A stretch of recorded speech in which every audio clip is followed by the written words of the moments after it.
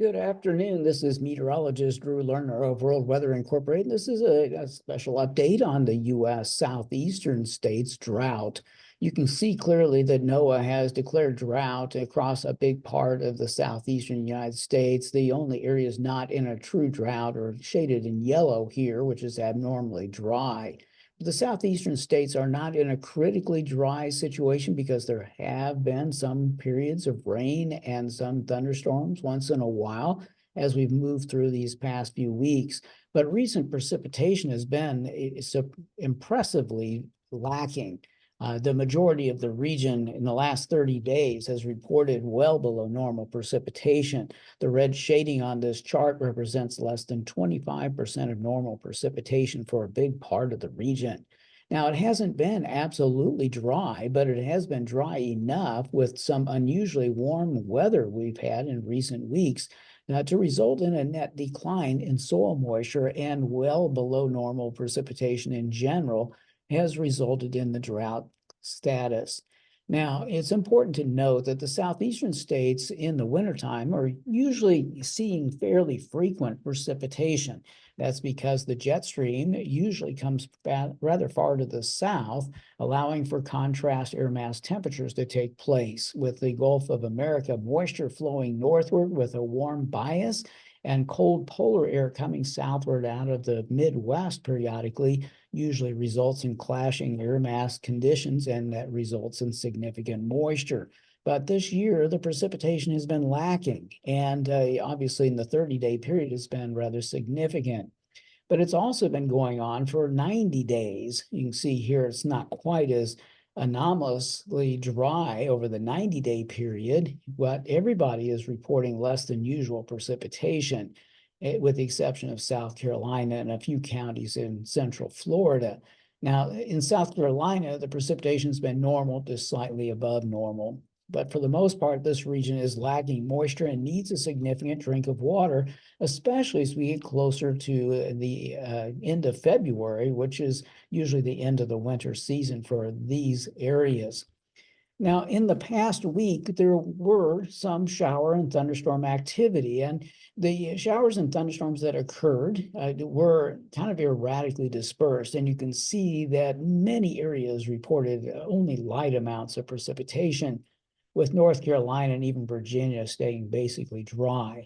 But there were a few areas that got 1 to 2 inches of rain, especially in the Florida Panhandle, and a few areas from central Alabama into northwestern Georgia. But this is still lighter and more erratic rains than usual, and greater precipitation is obviously needed in order to get the moisture profile back to where it ought to be. Now, this is the soil assessment. You can look at the southeastern United States, and all that light green and yellowish color suggests marginally adequate to slightly short soil moisture, both in the top and the subsoil levels. And what this suggests is that, yeah, it's been a little bit drier bias, but it's not critically dry. It's not like it looks in the central and southern U.S. plains, where there's virtually no moisture in the soil, at least on the morning of January 6th. Now, the southeastern states have plenty of breathing room, and some improved timeliness in precipitation and greater intensity of rain could easily fix the moisture deficits before we get into any kind of a bind during the spring season. But that's the big question. We need to continue to monitor that. Over the next 10 days, we do not expect to see much moisture in Florida, southeastern Georgia, or a big part of South Carolina. Even the precipitation in eastern North Carolina will be below normal. Now, this is all very important because if we don't get any precipitation any more than what's suggested here, then the drought will likely live on.